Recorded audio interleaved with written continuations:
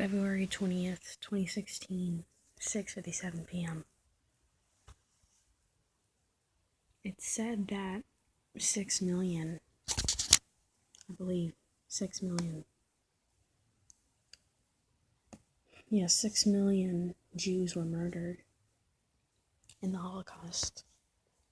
Some of them, of course, rounded up and thrown into torture chambers where, the most famous way that it's remembered that they were killed, supposedly, were gassed.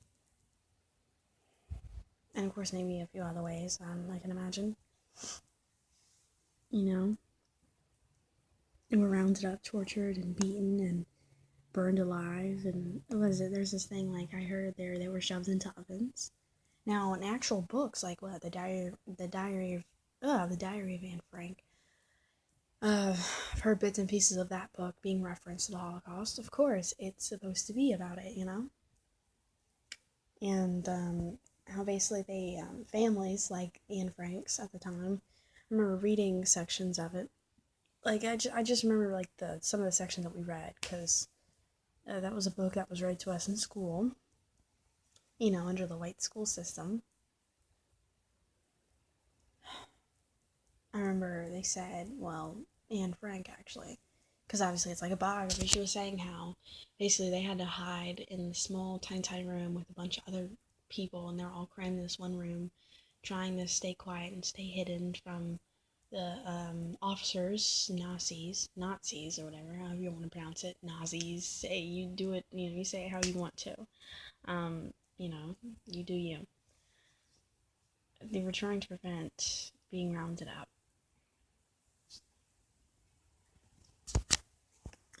And of course, I remember hearing about, the gassing and everything. I'm looking at a report here, though. Alright, Red Cross and East Germany government figures put the total deaths at every concentration camp, as 272,000 and also 282,000 respectively, which includes homosexuals, communists, because remember communism that was like kind of looked down upon. I remember, well, again, from what I've heard in the white school system, it was looked down upon in our American, on our American land, if you were a communist. This is like back in, like, I remember, because we literally just learned about this crap, quote, learned about it, white school system. It was like a few weeks ago, 2 weeks ago, we were doing like the 1920s and everything like that. Things leading up to the roaring 1920s. Okay, homosexuals, communists, gypsies, murderers, pedophiles, and etc. The 6 million figure is basically a magical figure which was featured in newspapers in the early 1900s. And then there's like a chart basically demonstrating the different numbers. And it basically just goes on talking about, what happens to the 6 million? Because obviously, even those numbers don't add up to 6 million. They don't. No way. And basically, this article is like, what happened to the 6 million? Where were they killed? If they didn't die, as it is obvious, in the holding camps, like the numbers I just read, the holding camps, then what happened to them? And it also says there weren't even 6 million Jews in Europe at that time anyway. And even if there were, how did the extras die? Anyway,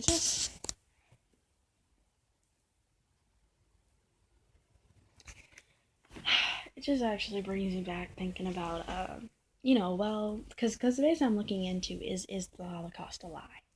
Was it a lie? I heard,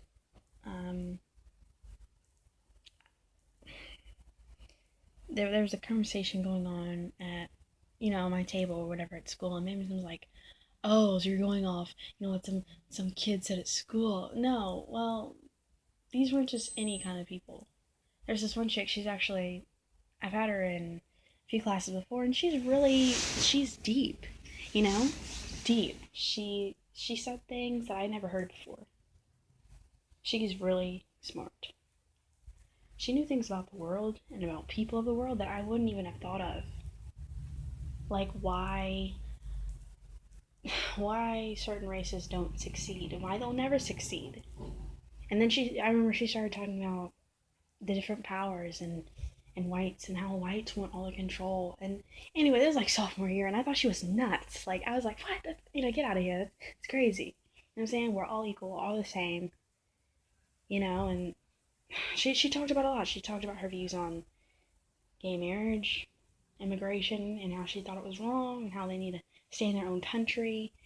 And I would say things like, of course, because I was so just set in my liberal way. You know what I'm saying? Anyway, I was like, no, that's wrong. If their country's bad, they deserve to come over here and make a better life for themselves. And it's not their fault. They're, better equipped for the job than Americans. If they can do the job, they deserve the job.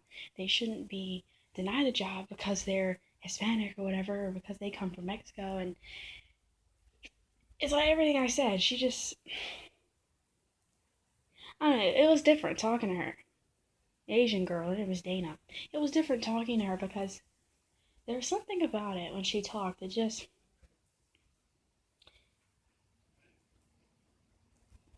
anyway. And, yeah, I changed scenes. I'm in the bathroom now. No shirt, ready in the shower. She had a certain way about her.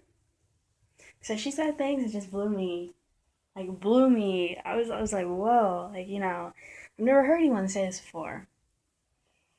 I've never heard this brute honesty. And it's not like she was just flat out like a racist. It's not like she was an asshole. See, she didn't have that personality. That personality. All I'm saying, I didn't feel that vibe from her. I felt it was just decent knowledge. And maybe someone's like, well, yeah, there are people who do that. They say a bunch of mess and they try to say it with confidence. It's called brainwashing. It's called convincing you or whatever else. You know what I'm saying? But no, it wasn't like that. It was like, and I even knew it then when I was around her and listening to how she used to talk and things she used to say. It's like, she really showed me that she had decent knowledge of things. You could tell that she knew what she was talking about. And it's just that. It scared me because it's like, I'm so used to how I've always been thinking about things, and I've been so used to how I'm supposed to think about people and sharing and kindness and open arms and America is great and all this crap. You know what I'm saying? And and it threw me off. And she didn't hold back from saying things. And again, it's not like she was like, well, I'm better than everyone else, and people are below me. No, it wasn't anything like that. She was just literally. She answered my questions about what I had to say about things, and she would answer them calmly, genuinely, and just, I don't know. Well, I'm basically looking into if the Holocaust was real and 9/11 was real. And to be honest, it's like, well, civil rights, I know there are probably some parts about that and the movement, the whole movement as a whole, I have to probably go back and look at as far as the truth of that or the truth of it or not. Just a few events as to how it happened and the dates of when it happened and what really happened throughout the whole thing, throughout the whole movement, you see? Because who wins the war? Whoever wins the war writes history. You see what I'm saying? Whoever comes out the most powerful on top, they can sway it and make it however they want to. And, the Holocaust and 9/11, look, I was young. I was like 2, maybe 3 around 9/11, so I think I remember seeing a few things on TV about it. I really don't remember, though. That's the thing, I really don't remember. The Holocaust, that's only been something that I've only ever read about in books. So those things are completely, external. They're outside of me.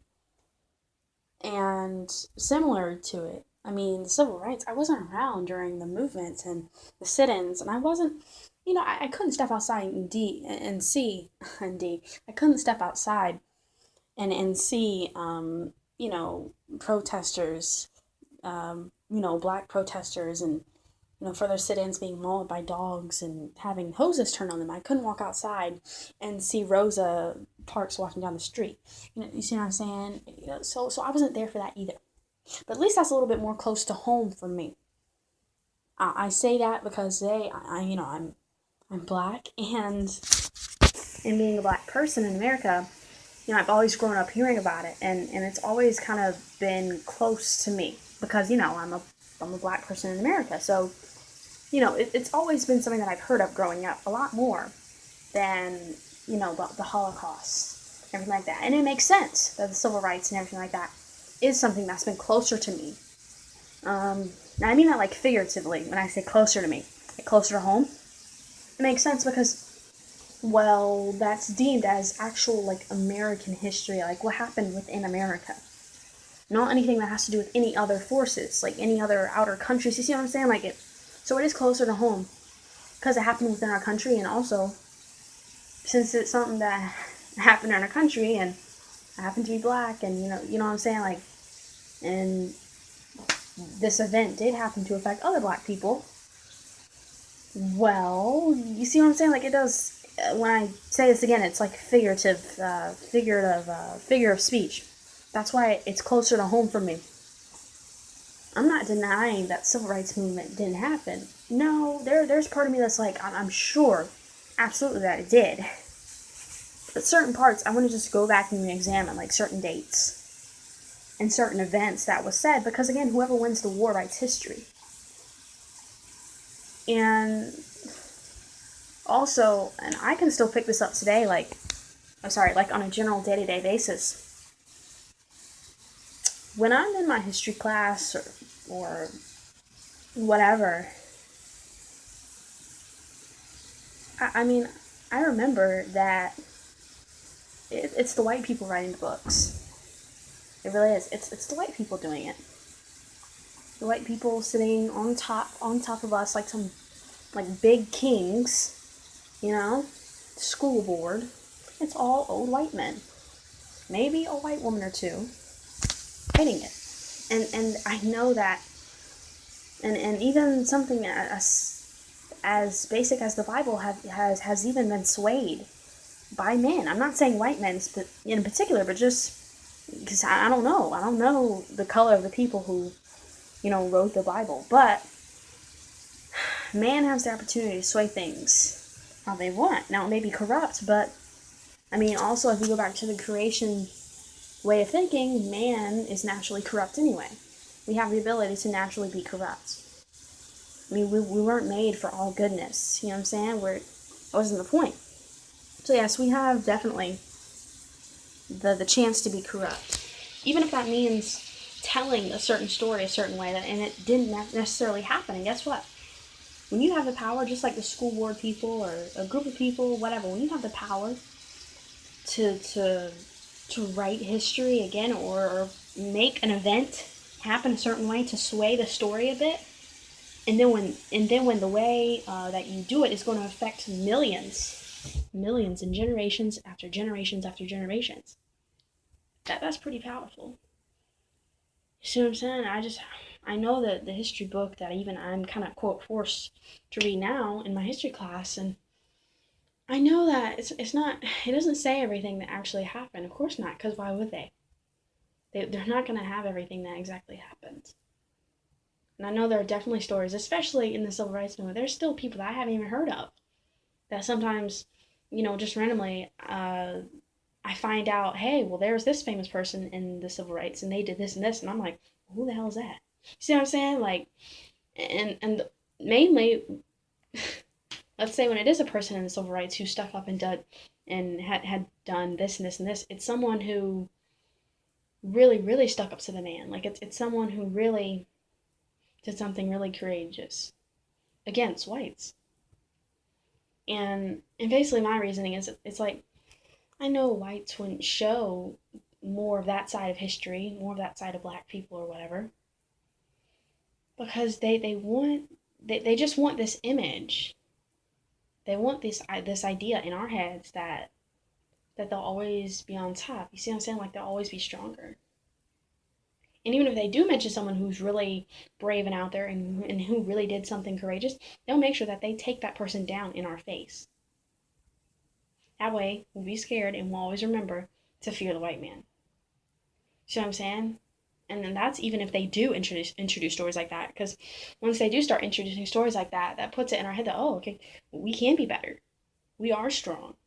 You know, we actually come from a strong group of people. We're strong too. There are things that we can do. We can fix ourselves. We can influence and do this and do that and spread our own economy. We can grow. We can live. We can thrive. See, it's just that they don't want us to do. So you see, they wouldn't place. You see what I'm saying? They wouldn't. Uh, they wouldn't allow certain things to happen.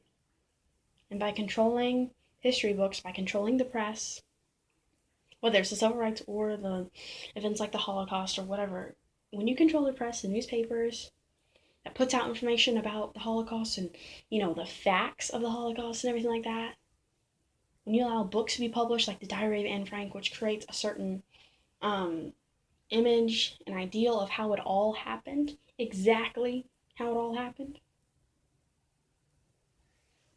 When you're able to write the history books that I, as a black person, read in class, again, underneath the white system, that was the same damn history book. That was probably, for sure, written by other white people. Whether they're old men or not. They're white men. Maybe a white woman is standing on the sidelines helping, but you know what I'm saying? Like, it proves a point. Like, really, who's in power? You have to ask yourself that. Who's in power? Who wrote this? What's their background? What would they have for writing this? And second of all, why am I allowing them to feed this, well, to throw this out at me? You know, throw out these scraps of information at me. As if I'm just supposed to take it. I'm supposed to accept it as what really is. Or what I'm really supposed to have. You see what I'm saying? Because when you have certain power, you can choose what resources you spread out to other people. Who, again, are so needy anyway that you know that they need resources. They need power. They need homes. They need clean water or whatever. They need electricity. You know that. And you also know that they know that you know that. And as long as you know that they know that you know that you'll always have power. Because if you're the one who's on top, there'll always be people below you grimy, and trying to ask you for table scraps. And you'll hand them out little by little. But it'll only be so much. That's not enough. And keeps them coming back for more. Again, because that's how you get your power, you see? You don't give them everything that they need. You don't give them everything they want either. That's how you stay in power. And as long as you control the people, you're on top. And that goes along with the Holocaust and even the history books that I still read today in my classes. The same damn history books that, again, in the white school system, you have to understand this. Who is in power? Who controls what is written in those books? Who controls the type of history books that are even in there? Ask yourself this. And ask yourself of that person's background. Who the hell are they? Where do they come from? What do they have to offer me? What do those white people have to offer me, seeing that I'm a black person? And we are indeed different. Made to be different. You have to ask yourself that. Same damn history books that I've been reading. I'm a senior in high school now. For damn 12 years. Well, okay. Kindergarten, I wasn't reading history books. I'll say about third grade. I remember that's when I really started taking, quote, social studies. That's what it's called. And why is that? Why would they call it social studies? I think that brings a better point. Social.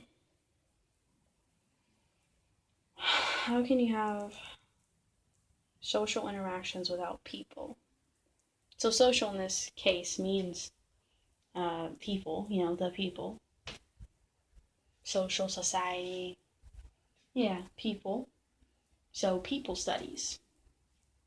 It's a book basically telling me about the world, so to speak, and people, my people, and the same people all around me every day in the white school system. Social studies. That's how it was. It was a book telling me about other people and about myself.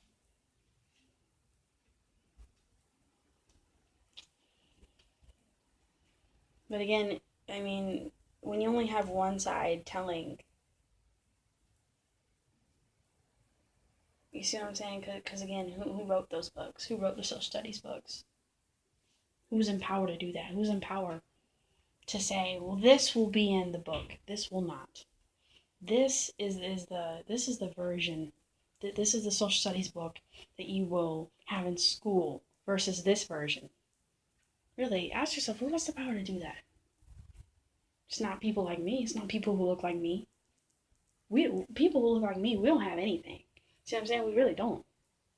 And that's not all white people's fault. That's our fault because we're not doing enough for ourselves.